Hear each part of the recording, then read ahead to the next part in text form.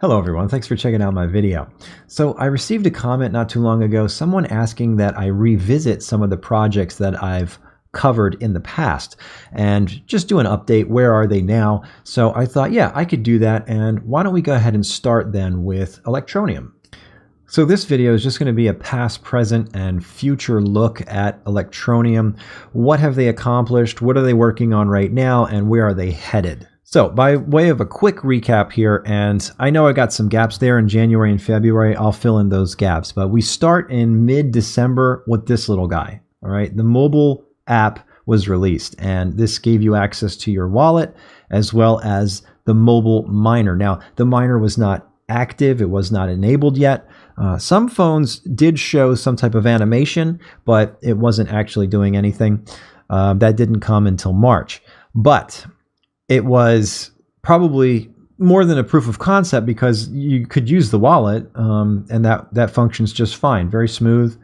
It has a little calculator in there so that you can figure out how much Electroneum versus fiat you have. You know what I mean? So you can do a conversion real quick on the fly. That's a nice tool to have. And it provided some additional information. So if you were to go through this and click on the little question marks, it would give you sort of, you can't see that right now, but basically it would give you like an introduction to what mining is, so that it would define the terms for you and explain, you know, how it is that you're getting what you're getting in terms of hash rate or whatever. So it actually does do a little benchmark on the chip that's in your phone just to kind of determine your hash rate, which is pretty neat. Now, although I am kind of curious here, and this is something I'm noticing just now because I haven't been mining on this for a while. I mined it when it went live in March. And when that first happened, I remember being somewhere in the neighborhood of around like 10 hashes per second. And now it says 30 hashes per second. So I'm kind of curious what I think is happening here. And you can look this up on the site as well. They decided to triple the amount of Electroneum that they would give out via the mobile mining app. And I think what they've essentially done to make it happen so that you would get triple is that they have just tripled your hash rate on the phone. So I don't think that the chip in this phone is as good as what's being reported here as the hash rate.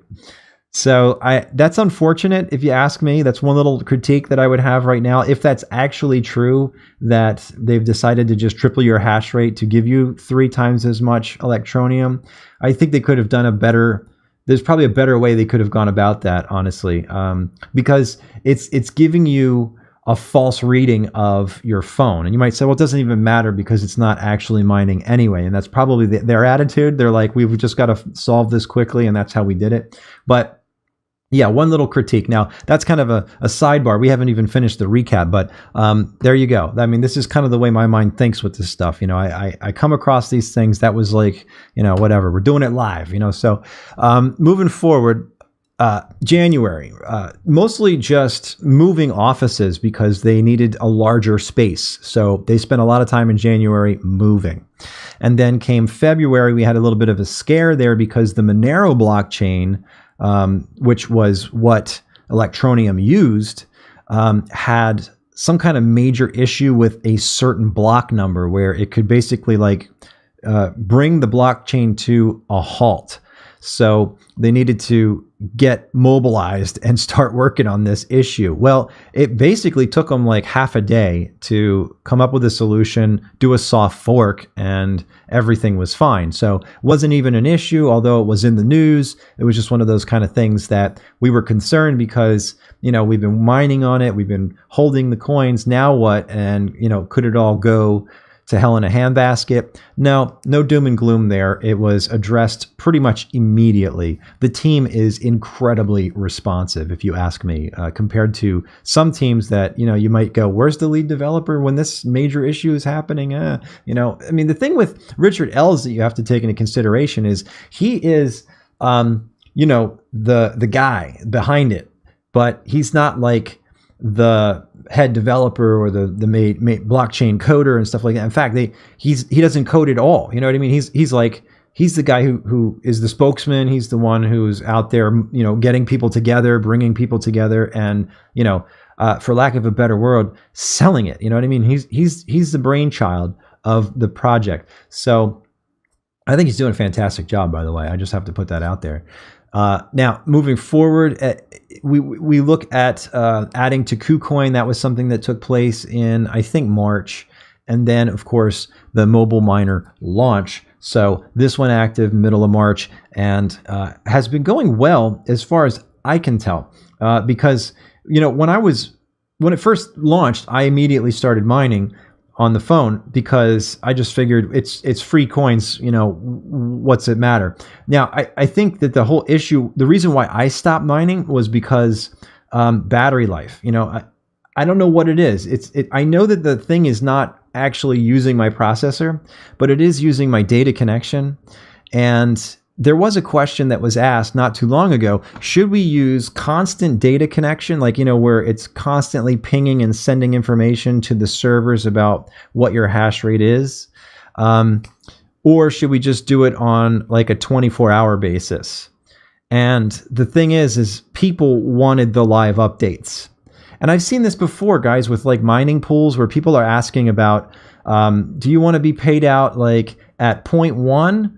Or do you want to be paid out every hour? Or do you want to be paid out every day at a certain time? And everybody opts for like whatever is the most frequent payout. And I think most, at least in my experience, most pool owners have basically said, yeah, that's fine with me. I don't care. If you want to receive it more frequently, better for me. That way I'm not holding large amounts of a coin on my wallet on the pool side, which, who knows, could get hacked or you could run into other issues. So they just would rather get rid of it more quickly and not deal with that added responsibility. So I don't blame the pool owners for that, but I just think that there's an incredible amount of impatience in the crypto sphere. It is neurotic how impatient people are about crypto. So all I can say is that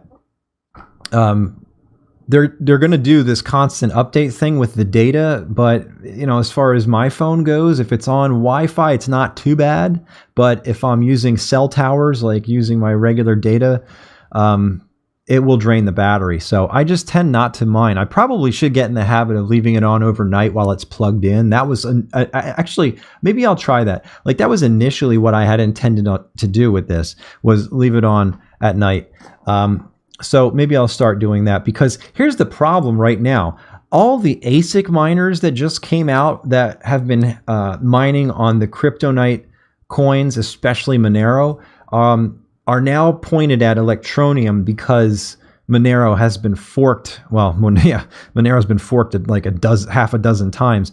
So all that ASIC power is going towards the Electroneum network right now, which isn't good because it's made CPU mining pretty much worthless. Like I'm lucky to get 1 coin a day now on my CPU, whereas before I was probably getting 10 to 12 coins a day, something like that. It was actually doing quite well to mine with a CPU. I mean, you might say, well, what's that? They're 2 cents a piece. Yeah, but I'm looking at quantity, right? I'm looking at, I don't care if they're only 2 cents right now, because the upward potential is still there, right? Because this mobile miner is going to get out there. We've got right now 83,576 active miners right now. So there was like 30 or 40 within the first few days, and it's doubled since then. So it's taken a month to double. So let's suppose that next month, this time, we've got another 40,000 people using this. That's 120. And then what? It just keeps on going up from there. I mean, that's the goal. That's the hope that's here for Electroneum, that more and more people adopt it. And the reason why they are really focused on the Android market right now, firstly, because Apple is just very difficult to get an app on their store, and they're very close to that as well. But the reality is, and this is a good thing, there are more Android phones in the world than there are Apple phones. They're more affordable. The whole open source thing with Android, different types of Android software. So we're in good shape that way, I think, and especially for the target audience, really, which are these third world countries. So where is that? I don't know. We've been hearing a lot about what's going on in Venezuela. A lot of crypto news going on there that they want to just adopt cryptocurrency as their currency. So they've got the whole petrol thing going. So very interesting stuff there. And that's just one third world. I mean, there's how many countries out there could benefit from a very fast, quick, easy, efficient means of transferring value. That's what Electroneum is really kind of geared towards.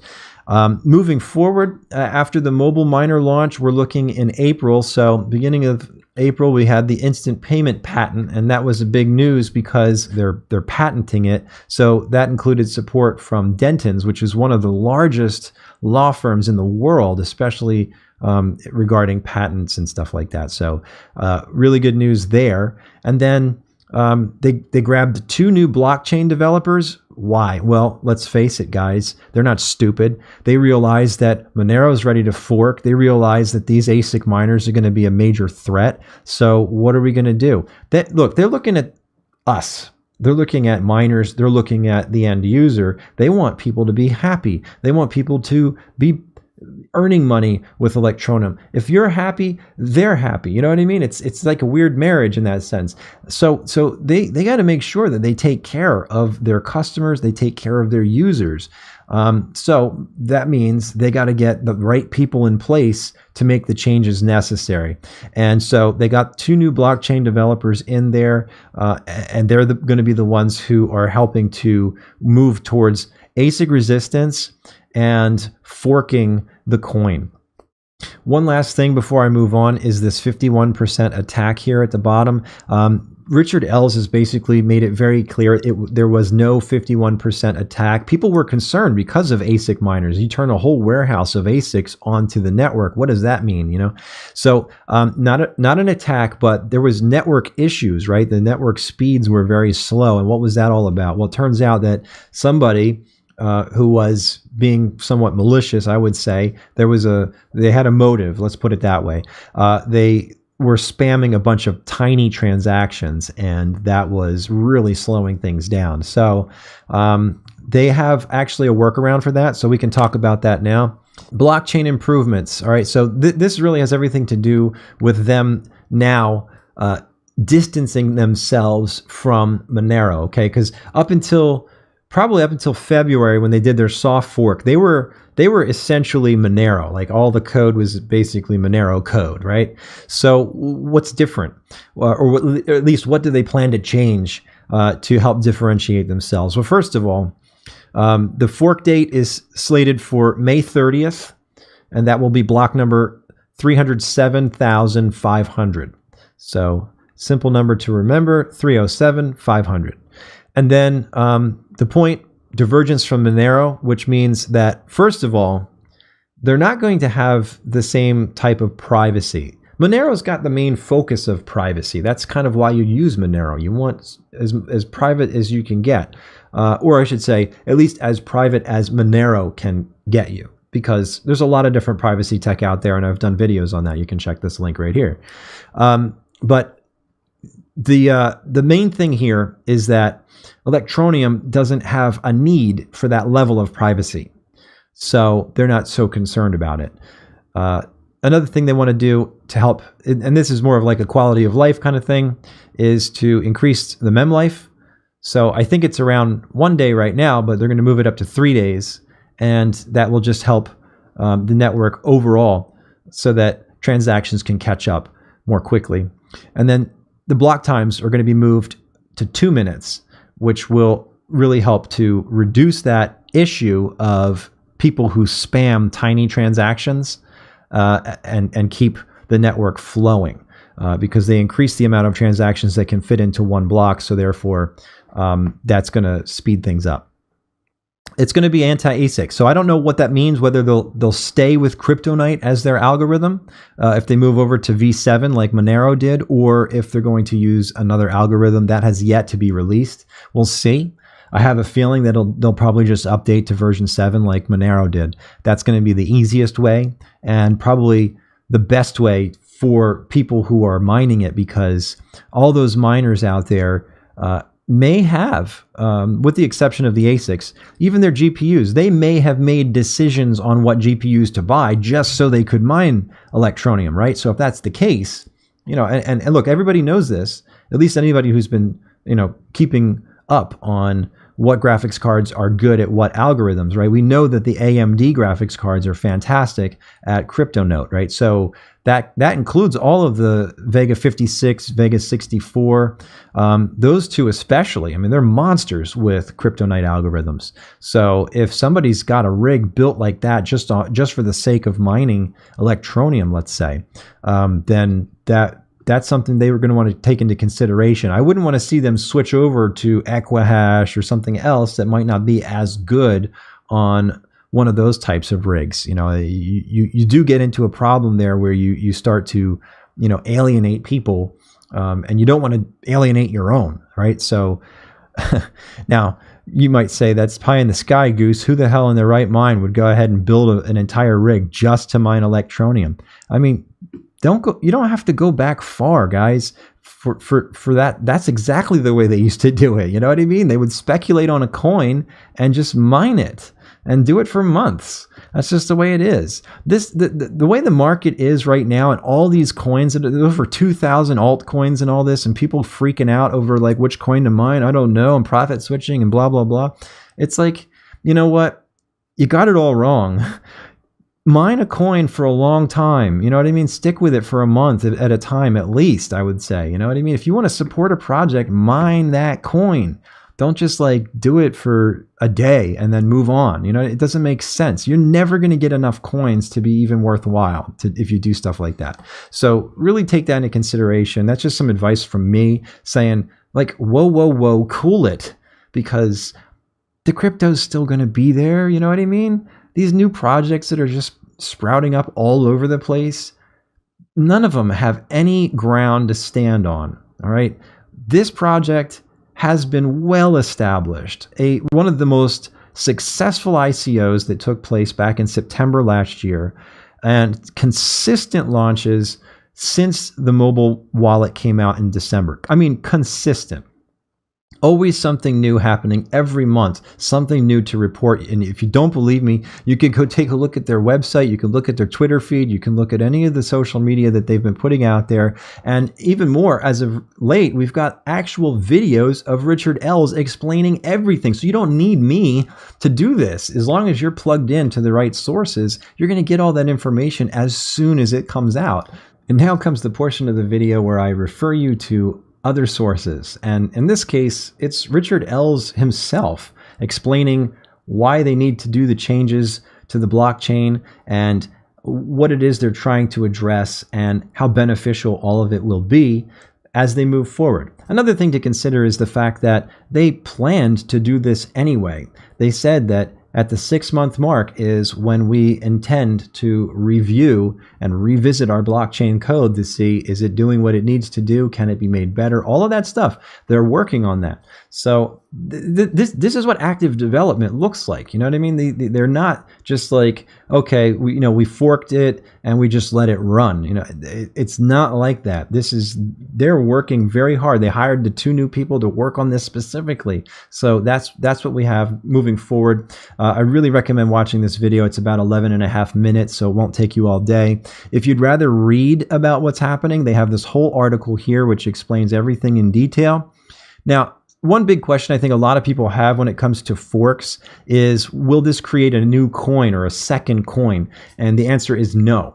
What's going to happen is they will basically put an end to the old blockchain at the moment they do the snapshot. So the snapshot will take place at block number 307,500, and then the new blockchain will take over.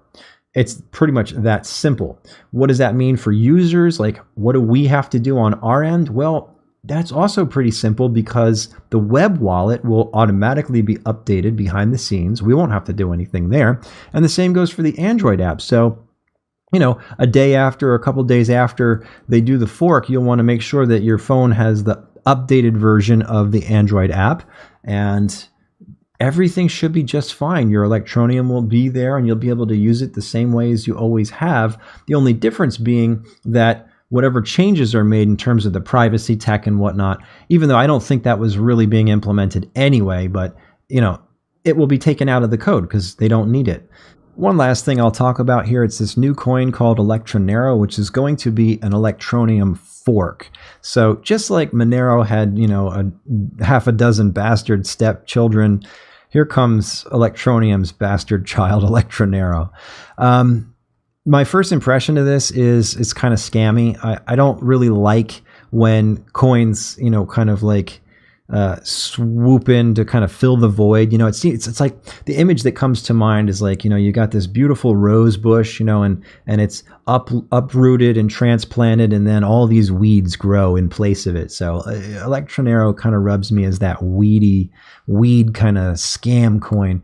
You know, like look at the logo. Like all they did was change colors. You know what I mean? Like come up with your own logo, for crying out loud. You got to steal the logo too. So it's just, I don't know. I mean, like you want fast food, you got so many choices, you know, McDonald's and Burger King and Wendy's and all these other fast food joints. And you know what? They all have their own thing. What is unique about Electroneum? Nothing, you know, not even the logo is unique. They changed the colors, you know, so it concerns me.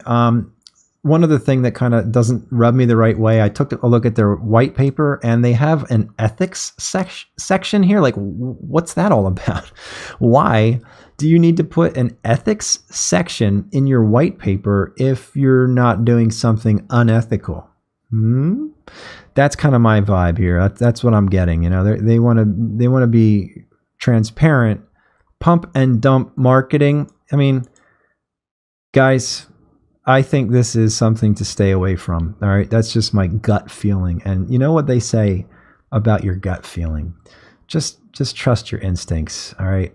And stay frosty. Well, that's pretty much all I got. I'll leave links in the description so that you can keep up on this yourself. And as far as future videos go, you know, I'm not going to be able to provide breaking news type videos, but maybe I'll just revisit these projects every month or so and kind of just follow up on where they are. Let's see what type of progress they've made, that kind of a thing. So I hope you found this helpful. And if so, please give me a thumbs up and be sure to hit subscribe and ding the bell so you get future updates. And of course, come join us on the Discord server if you want to talk more about crypto. We've got a great community there, almost 500 members who are talking back and forth and sharing ideas. It's been really nice. So I look forward to seeing you guys in the next video. Thanks so much for watching. God bless.